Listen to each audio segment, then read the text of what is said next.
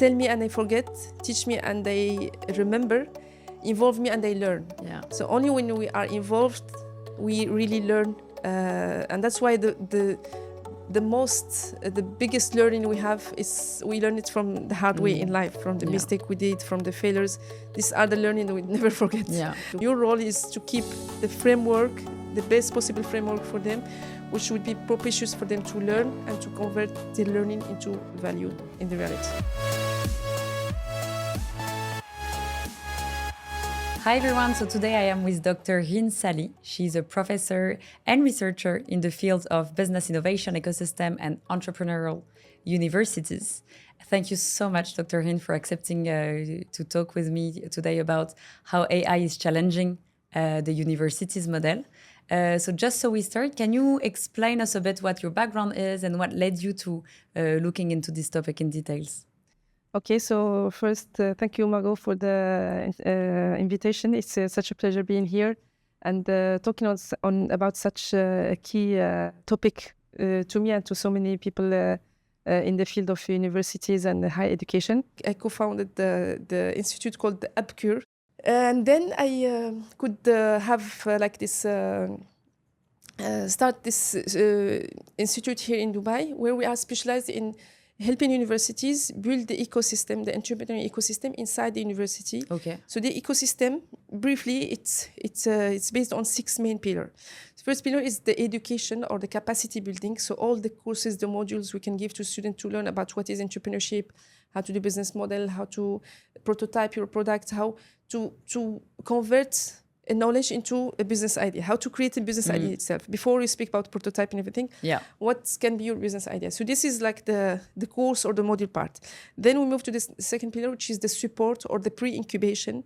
So with this all within the university, as long as you are still students and studying, from year 1 until PhD level, so any type of their level. So we give them pre-incubation. So for the one who they finish the module and they got a business idea and they want to go further, we give them 7 weeks short pre-incubation program to help them move from the business idea to the prototype that they can sell after. Yeah.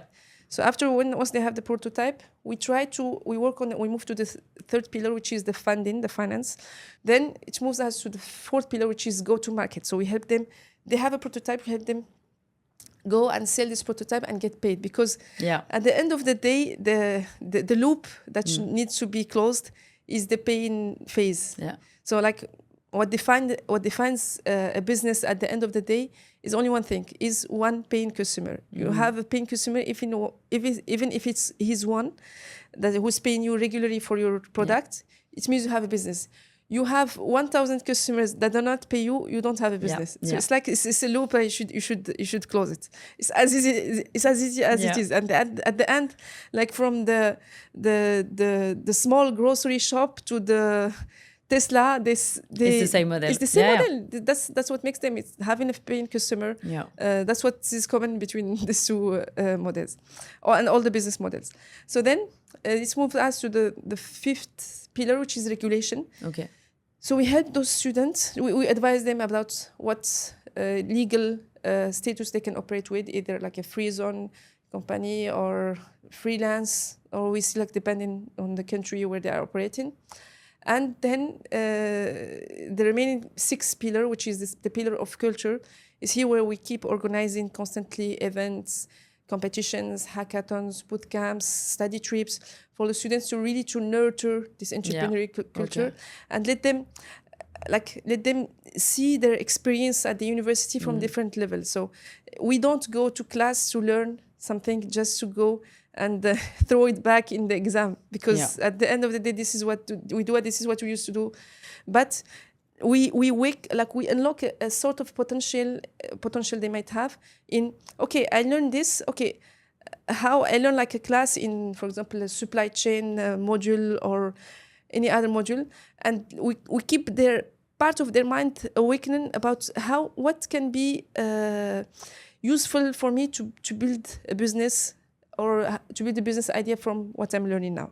So this is it's another perspective, rather than just learn take notes and learn it by heart and go to the exam, pass the exam and go home. Yeah. And this what brings me to challenge the model of university, especially with the AI revolution. But what is interesting already is that in the model you're describing, there is a lot of hands-on work. Like you basically support the students in understanding that it's not about just like learning knowledge and then putting them on paper, for example. It's about being adapted to the real world and to the real situation, to the economy, to the proper business. So my first question for you on this topic will be like, what are the limitations, you mentioned it already, of the current university model? So obviously you traveled around the world, so you know that the universities are a bit different all over the world, but still there is a base that is a bit the same everywhere. It's like you basically give knowledge to the students, you correct me if I'm wrong, then you have assessments, etc., etc.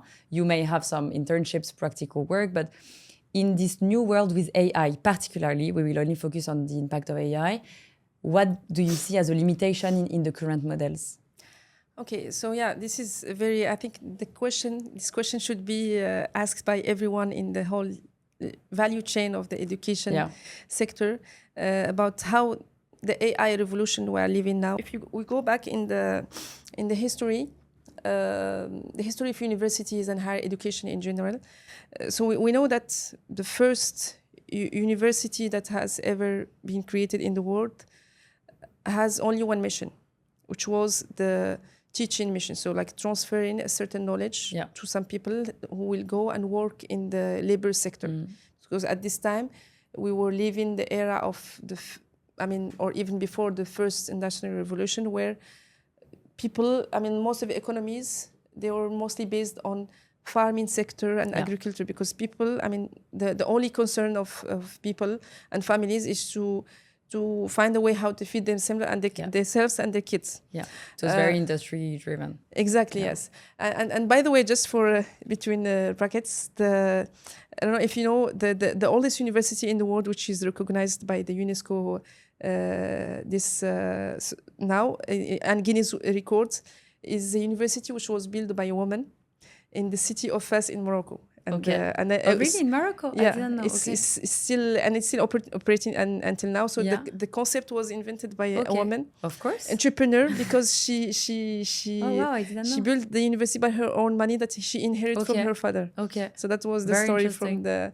And if you had a chance to go to Fez, please go. I will read about this because I had no clue. It's very interesting. Yeah, and it's a woman, and she was an immigrant because she was coming from Tunisia. Okay. And that's what she called this University of Al-Qarawiyyin, which referred to the Al-Qarawiyyin city in Tunisia. Okay. So there's a very beautiful story we should highlight at this stage, especially for women. And the main reason was to teach people share knowledge, so knowledge dissemination. So those people, they can go and learn how to make money and how to like feed their. Most of this knowledge was related to sociology,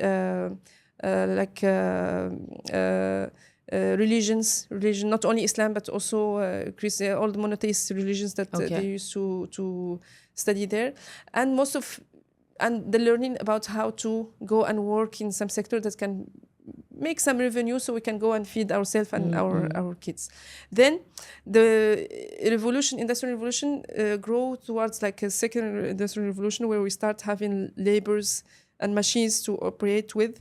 So then the model of university grow more to be like more skills or hard skills oriented, to teach those people how to use machines and that's why we start seeing disciplines like engineering coming, because the main role of university is to prepare this workforce for those factories, so those people, they can go and work, and so we can make sure that machines can be operated by someone. Yeah, there's a revolution after that happened with the machineries and computers. So then we start having like more interests of university to teach more about data, about science, about research. And that's how a second mission was attributed to the university, which is the mission of research. So at the beginning it was only one mission, which is knowledge dissemination. Now it's knowledge dissemination and knowledge creation, because we create new knowledge based on research results, and we teach it back again to the student. And because also there was like a lot of disease and a lot of challenges that was faced by the world, so that it requires to really have proper research about it. And that's why it's the era where Europe was growing the big leadership in research, because we start seeing big universities like Bologna University, Sorbonne, Cambridge, and others to really, and Oxford universities to really, they were leading the research second mission. And then by the revolution of internet, which is like the fourth revolution, we start having the universities rethinking the model and being affected in a third mission, which is the mission of innovation. And here the leadership ball went to the Anglo-Saxon and American universities in Stanford and Harvard and MIT, where those universities, they could really work out the first and second mission, so knowledge transfer, dissemination and knowledge creation, to deploy the intellectual properties and research projects and to convert it into innovation. So the third mission for universities was created, which is called the knowledge commercialization. Okay. So we went from the knowledge dissemination to knowledge creation and knowledge commercialization. And that's why if we go and make research in the biggest and the most successful ecosystems like Silicon Valley, South Korea ecosystem, at the origin, there is always universities who started the work. So Silicon Valley is Silicon Valley because of the work of Stanford and Berkeley and those universities who really could put their research projects and intellectual properties into the hands of entrepreneurs and give them the funds to convert it into business ideas. And so on. This is what happened. Now what we are living now is the fifth industrial revolution, which is the AI revolution. Yeah. So we can't, because I had a debate a few days ago with a couple of leaders actually in this field, and we were debating on whether or not it is a revolution. Is it part of the internet revolution, or if it's considered officially as like the fifth revolution? I think for me it seems like a revolution, because internet, especially in education, right? Especially in education, work, everything, because now we are living human and machines in the same. We are working together. Yeah, you cannot disconnect our life. No, not anymore. Completely, exactly, from having ChatGPT or any AI use. Even as professors, for me, it's the most ridiculous thing when someone saying to a student, "Do not use ChatGPT for your assignment." I use ChatGPT, so how come I we can't go against? This is so. That's why a lot of things should be reviewed. So I think it's a revolution. We are living a revolution, AI revolution, which is completely challenging the model of universities. And what will be the mission? Because you gave a mission per revolution. Do we know already what the mission is? Okay, the mission, the fifth mission. Now speaking about fifth. Fifth mission is more about. It's related more to sustainability, because how are we going to sustain this knowledge commercialization, either from the business perspective. So how can sustain it? It means like automatize it, right? Make it more automate. Automate this innovation that's coming from those intellectual properties and research projects that are commercialized by student entrepreneurs or academic entrepreneurs in general. And to do this, we refer to AI, to machine learning, how to make the model sustainable from the technological and business aspect. And also the sustainability part when it comes to environment and eco-friendly conditions, because at the end of the day, we are living in a planet we should care about. And we should make sure that whatever we are building can be sustained in the space and also in the time. Yeah. And so if we look into, universities by heart, for how many years did you study in total? I started teaching since almost 10 years, 2000. Right? No, 2000. Yeah, you can say that 2000. Pretty much. 16. Yeah, I would say that. Yeah. Well, you studied for a lot of years, but right now, you see, as a professor, as a researcher, obviously, you see the way the students behave. And so there are a couple of risks that are on top of my mind, obviously, with the usage of AI. It's even when you talk to students that are younger, like in high school, etc., they say, okay, I have an assessment to do. I ask ChatGPT, I tell them, okay, just put like write as you were a 16-year-old person, drop some mistakes, etc., etc.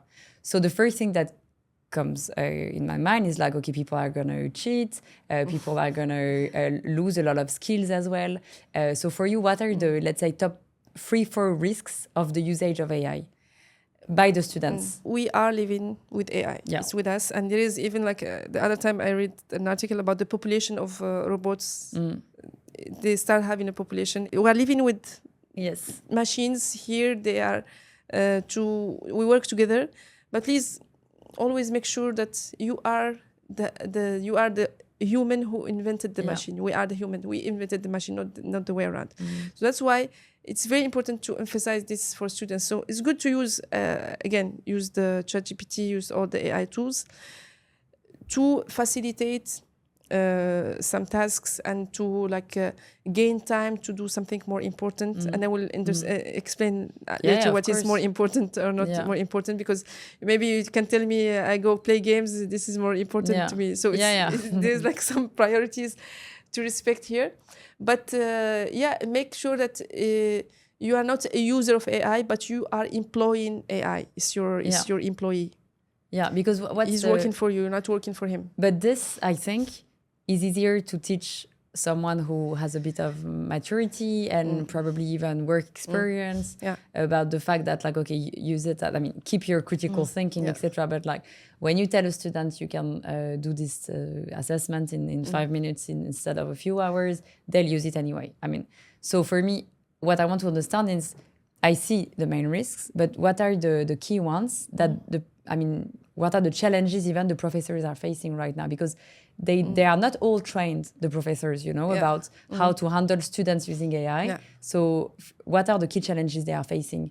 Yeah, the first thing I say to all professors, to stop telling to students not to use AI. To use that. They will anyway. This is like, you can't control. This is, you are ridiculizing yourself, your the institution, the whole system. Because everyone is, I use it myself. I use it for my slides. I use it for. But what should be emphasized, as I said to students, this is a good question, is that we should make a difference between two categories of knowledge. So we have the implicit knowledge, so the knowledge we have in books, in articles, whatever you can ask ChatGPT or AI tool and can answer you, this is called explicit knowledge, because ChatGPT, they go and they search in the database of all the articles and give you something that they found it. So they make you win or like save time of research on this.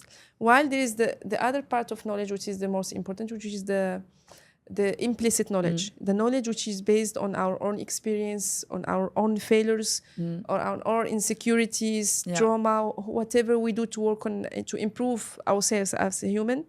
This, it belongs only to human. For example, the conversation we are having now, you cannot have it with with ChatGPT because the ChatGPT never was he never had any story, never been a kid, never had any trauma, never had went to school and learned the hard way some of the things, and come like with some wisdom that they can share with the other people and to tell them, make sure, be careful with this, be careful with that. So there's no, I read something once, someone was saying something, the main difference between AI, artificial intelligence, and human intelligence is the storytelling. Yeah. Because the ChatGPT has no story, nothing can replace the life journey that we have as human, with the ups and downs, with the challenges, with this what makes stories to tell and wisdom to share with other people. Yeah. So that's what I say to students. Okay, good to use ChatGPT to save time in all the explicit knowledge. They can help me to get like the best articles for this, the best research, because for me this is more time I'm saving in order to work my own experience in life, in career, in doing like hands-on activities, in going and to experience and try to go sell a product and try to speak with clients and try to negotiate things. Yeah. Those are the things that's human to human good to use or to employ Yeah. ChatGPT to make you save. Like if you have like a secretary in your office, Yeah, you like tell an them, okay, assistant. send this email, do this. Yeah. Now I go meet the client, I go meet the future business partner, I go meet this, because you get yourself free from this Yeah. like Time-consuming tasks. time consuming, and also some research, and at the end of The the low day, value tasks actually for the implicit knowledge that you were mentioning. sorry? It's like low value compared to the implicit Exactly, because the knowledge. implicit is what remains and what stays and what is valuable for students. That's why, like, going back to the model of education and the universities, for me, like, if you speak about the main challenge for me in universities is the evaluation. How are you going to evaluate the student? And what makes me really like disappointed is, or maybe frustrated, because I teach in about around 20 business schools and universities between here, UAE, France, and Morocco. So I can have a sort of like an idea about. Yeah, you have a good overview. Yeah, the patterns that keeps repeating in this part of the world. I don't speak about US, because US, they have completely another, and they already understood this from a long time. When I was in San Francisco as a student, it was 2010. So, and there's like 15 years ago, and they were already ahead of time, and they had like a very advanced model of teaching and of universities there. So here in this part of the world, Europe and MENA region, there's still some work to do to get out of this bureaucracy and the challenges, and especially the evaluation. Speaking about evaluation, it's like I'm confident there's no way we can keep evaluating the same way, because right now we assess a lot on pure knowledge and maybe not on behavior, or, as you were saying, everything that you put into the implicit knowledge. Experience. So we need to change the model. For me, like, if you tell me, like, maybe I can speak about my field of teaching, like, which is business innovation, entrepreneurship, value chain, and all this. For me, there is no sense to go and give a slides to students and tell them tomorrow you will have exam. I will ask them about how to do this, how to do that, and they will put it in paper and give it back to me, and they will grade it and give it back to me.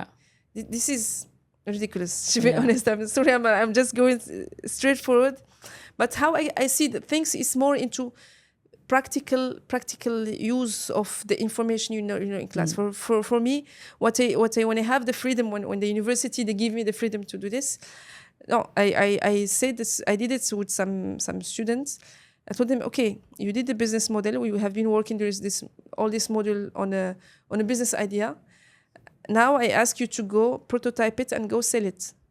That's to someone. How you will assess. That's for me how I realized that your knowledge was actually used, and you passed the module.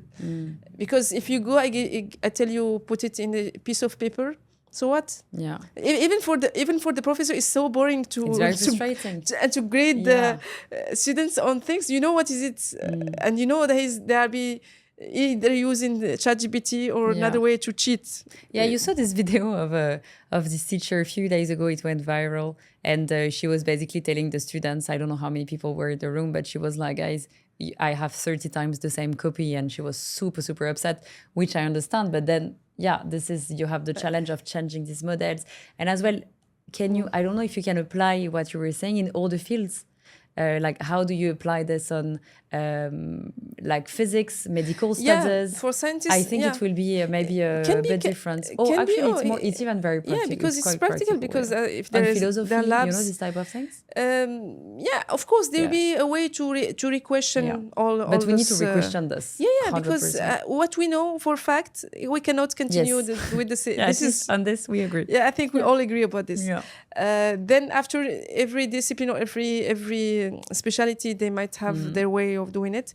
But what I would recommend is to have like the model of evaluation more about something concrete, something hands-on in reality that require students to use their soft skills in sales, negotiation. Ultimately, it's all about creating value. So this value can be any type of measurable value. Yeah, it can economic be, value, social value. Yes. Any type of impact. Environmental value, because now we care about the environment. So anything that can really make the knowledge that has been learned converted into a value in the reality. But what a challenge for the professors. I'm thinking, because you can, when you talk to young professors, it's a bit easier, but they're professors in some fields that have been doing the same type of assessment, or the same way, they teach the same way, which was great until now, but they are very challenged now. Do you think, or do you see in the universities or country that you know the best, so you were saying like mostly in France, Europe, and MENA region, so here and in Africa, do you think that most of the university, they are really taking this seriously and trying to train their professors? I mean, there will be a lot of, you need to train them, you need it's a revolution for them to start with, even more than for the students. Well, they don't have a choice at the end of the day, because soon students they will pick the universities that they will start to skip the whole university experience, because they have ChatGPT. They don't know. So our university will become only a way to get this final degree, like piece of paper, to say that I'm a doctor, I'm an engineer, or I'm just to give yourself a title. But the experience of university will be like completely obsolete and no sense. And maybe even the title, like, because now you can say why studying for 7 years if... I think they don't have a choice, because the model of university should really evolve as it was evolving all over the time. So you see during the whole history of universities, from the beginning until now, it has been always accompanying the economic revolution and industrial revolution. And this, in the region, we are having some delay in this. What I say to the students and to the professors, I cannot compete anymore with ChatGPT to do good slides. They do much better than me. And it's stupid. It's going to be stupid for me. So I give to ChatGPT to do my slides, so that I can go focus on what experience and wisdom to share with the students, what activity to let them work on in the class, what group reflection I can lead them to do during class. And that's what really make them learn something. Because there is this very famous saying of Benjamin Franklin, which is valid until now. It said like, tell me and I forget, teach me and I remember, involve me and I learn. So only when we are involved, we really learn. And that's why the biggest learning we have is we learn it from the hard way in life, from the mistake we did, from the failures. These are the learning that we never forget. So that's why better we involve students into real practical activities, get them sell a product, get them do a campaign, crowdfunding campaign, or anything that will make them really convert and to create value, and let them, even for themselves, they will be proud of themselves, of what they do. So that's why recently I've been approached, because with Abcure and our institute here, we do this. We work, as I told you, the 6 pillars of the ecosystem, and we have the pillar of culture, where we work a lot. We do some competitions, hackathons, boot camps, that's where we bring students, we get them out of the university bubble, and we put them into competitive but friendly environments, so that they can work in their own business idea. They can be mentored, they can be supported until they go and pitch this idea in front of investors. So then they might get investment, they might get an award, they might get some like little gifts. But for them, what's a pride? Because for me, they will go and this will make them a really memorable experience, and make them give them also some self-confidence. I did it with my team, and they learn how to work together, and they learn how to pitch, how to do their finance strategy, marketing strategy, all this. While they're just kids, they might be 18 or 20 years old. That's what we need. And that's why a lot of universities now are approaching us to include those activities as a key learning experience, and to include it even in the curriculum and the credit of the modules. That's amazing. Yeah, so basically for you, the sort of AI augmented course or classroom is actually not a classroom. It's basically I'll put you in the real world and you're going to experience using AI or not, whatever you want, but like you're going to experience real life. And that's what university should prepare you for. And right now I understand, and I mean, this is what I think as well, is like, if we keep doing what we're doing in universities, people will not be ready for the world, right? No, at all. At all. So yeah, that's very interesting. So just because we don't have that much time, but I could deep dive into so many topics. I have a question. If you could give one advice to students, one to professors, and one to university leadership. Oh, okay. So let's go one by one, but just like students that are students right now that are actually using AI, because in 10 years, maybe it would be easier because we'll have the right model, but right now it's a mess because students are using AI. Professors are obviously not ready. It's too recent. Universities are not ready. So if you had one advice to give them right now, what would it be? Okay, to the students first. Tell about the students, as I said to them, use AI, whatever AI tools you want, but don't be just a user. Be the boss. Be the pilot. Yeah, be the pilot. AI, whatever AI tool you are using, is consider him as like an employee in your company that make you save time for you to go do more leadership thing, to develop where your you leadership. Actually have value, find your where value. You have value as a human. Yeah. So don't rely, because when a student, they will go and rely on ChatGPT to do everything in their life, they become lazy. And that's the worst thing. Yeah, and very passive as well. That's the risk. Yeah, that's the worst thing we are facing, is like, okay, ChatGPT can do it, so that they don't use their mind anymore. So don't, and in this case, it's the student who is working for AI, not the way around. And this really make you, make AI more intelligent, because you give them data and about whatever question you ask, and make you more stupid. Yeah, because it's not a good long-term investment. Yeah, this is not good for you. Maybe one day we wake up, you are not even able to have a conversation. Because now I see some things that's really scary. Like some people are having literally a love story with with AI tools. This is like relying on them for every day. Okay, we all have our life challenges, but this is very pathetic. Yeah. And you deserve more than this in life. Yeah, so it's really make sure you keep control. Make sure you are the boss. AI, you are the pilot. You are the one who tells to AI to do. It's not AI to tell you what to do. Yeah. Because this is the, like, if you give a task to AI, make sure it's gonna make you save time to go do better. Yeah.